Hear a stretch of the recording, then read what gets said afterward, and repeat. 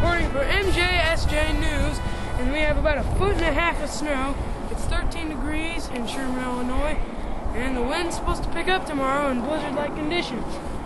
Now, people will have trouble getting to their jobs because of the icy roads and snow.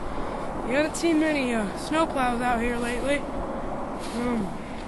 Very hard to walk, very hard to drive, very cold. Wind's picking up as we speak. Not snowing much anymore, but it has been snowing since about 9 p.m. last night. We have blizzard-like conditions here in Sherman, Illinois. Cars are covered, roads are slick, and just snowmen everywhere.